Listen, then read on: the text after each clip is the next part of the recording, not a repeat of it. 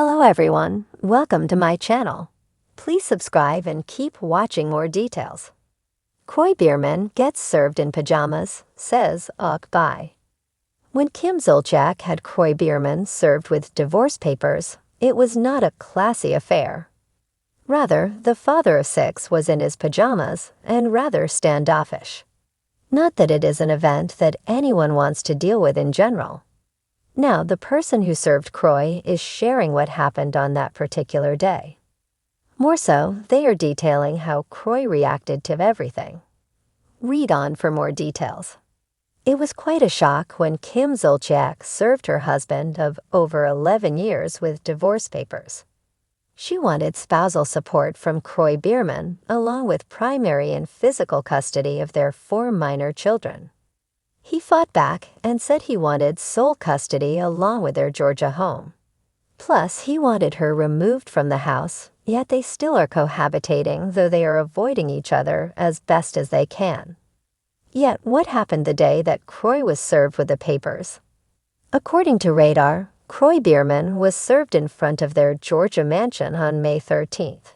Yes, the same home that was said to go on the auction block just a few months prior. Per the server, he apparently drove to the home that they share, and there was Kroy with his bulldog. It seemed that Kroy was in his pajamas, and he inquired as to why this man was there. He explained his purpose and that he had to serve Kroy.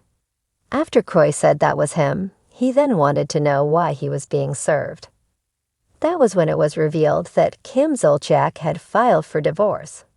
So what was Kroy Biermann's response to this? According to the server, he took the papers from me and told me "Ok, bye," turned his back on me and walked away. He did not give me the opportunity to explain anything to him, and he was on the phone talking the whole time. Yet just a few days before, both filed for divorce, but the serving process had yet to happen to Kroy, it seems. As aforementioned, Kim Zolciak and Kroy Biermann are still living under one roof. However, Kim is seemingly trying to move on. She has already taken off her wedding ring and has told friends what she wants from her next partner.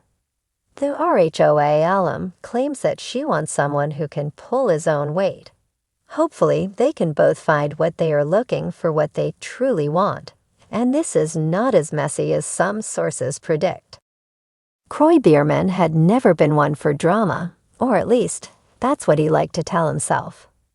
The former NFL player preferred the structure of the football field, the predictability of training, and the quiet that came after a good game. But on this particular morning, as he stood barefoot in his kitchen wearing a pair of plaid pajama pants, the world around him felt anything but predictable. The knock on the door had been sharp, precise, and almost too official for the sleepy Atlanta suburb they called home. Kroy, stirring his coffee with one hand and holding his phone with the other, glanced toward the front of the house with a frown. Kim wasn't up yet. The house was too quiet for her usual morning bustle, and the kids were still asleep, or at least pretending to be. It was way too early for the chaos to start. Another knock. Louder this time, more insistent. Kroy sighed, placing his coffee down on the kitchen counter and making his way toward the door, his heavy steps echoing through the otherwise still house. Opening the door, he was greeted by a man in a crisp suit, a leather briefcase clutched tightly in his hand. Everything about the stranger screamed business, from the polished shoes to the straight line of his jaw. Kroy Biermann. The man's voice was all business too, formal and detached. "Yeah, that's me," Kroy replied, confused, scratching the back of his neck. His pajama pants suddenly felt woefully inadequate for this interaction. The man didn't offer a smile or even a nod. Instead, he reached into his briefcase and pulled out a set of neatly stacked papers. "You've been served," he said, handing the documents over without so much as flinching. Kroy's brain barely had time to process the words. Served? In the movies, it was always dramatic. Papers flying everywhere, yelling tears. But this felt different, mundane in its cold delivery. The documents were suddenly in his hands, thick and heavy, their weight settling in like a rock in his stomach. "Oh," Kroy muttered, staring at the papers without really seeing them. "Ok, bye," he added reflexively, as if dismissing the man would somehow undo whatever had just happened. But the man was already turning on his heel, heading back to a car parked just outside the driveway. Kroy stood there for a moment, his mind reeling. He could still feel the warmth of his coffee mug back in the kitchen, the comfort of the morning routine he had known so well. Now that sense of normalcy was crumbling before his eyes. He closed the door softly behind him and glanced down at the papers. Divorce proceedings. He knew it was coming. He and Kim had been fighting for months, their once picture-perfect relationship unraveling under the weight of disagreements, public scrutiny, and the relentless strain of family life. But somehow, receiving the papers made it real. It was no longer something they could brush under the rug, no longer a fight they could sweep away with apologies or promises to do better. This was it. Kroy walked back to the kitchen, the sunlight filtering through the blinds and casting long shadows across the countertops. The house was so quiet it felt suffocating. He sat down at the table, the divorce papers spread out in front of him like a puzzle he didn't want to solve. He had always been the solid one, the calm in the storm. Kim was the fire, the one who lit up every room she walked into, who thrived in the chaos of their lives. He had loved that about her, the unpredictability, the way she kept him on his toes. But somewhere along the way, the chaos had stopped being fun. It had turned into something else, something exhausting and never-ending. Kroy picked up his phone, his thumb hovering over Kim's number. What was there to say at this point?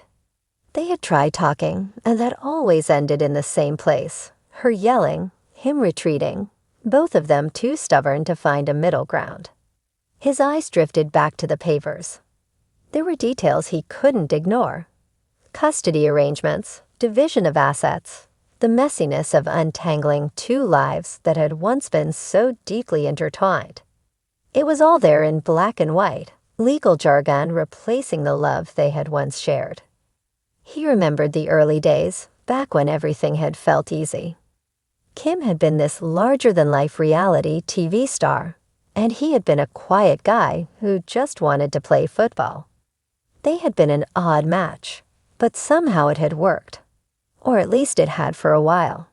He thought of their wedding day, her elaborate dress, the way she had smiled at him, as if they could take on the world together. But the world had taken its toll, and now here he was, sitting alone in his pajamas, holding the evidence of their broken marriage. A door creaked upstairs, and Kroy looked up, half expecting to see Kim coming down, ready to start the day like nothing had happened. But it wasn't her. It was one of the kids, still sleepy-eyed, dragging a blanket behind them as they padded into the kitchen. "Dad." The voice was soft, hesitant. "Why are you up so early?" Kroy forced a smile, folding the papers and setting them aside. "Just couldn't sleep, buddy. Go back to bed for a little while, okay?" The child nodded and disappeared back upstairs, leaving Kroy alone again with his thoughts. He stared at the stack of documents for a long moment, then picked them up, shoving them into a drawer. He wasn't ready to deal with it, not yet. He picked up his coffee, now lukewarm, and took a sip. Maybe later he'd call his lawyer, or maybe he'd wait for Kim to bring it up first. Either way, life was about to get even messier, and there was no going back to the way things were. But for now, all Kroy could do was sit there, in his pajamas, pretending that everything was still okay, even though he knew it wasn't.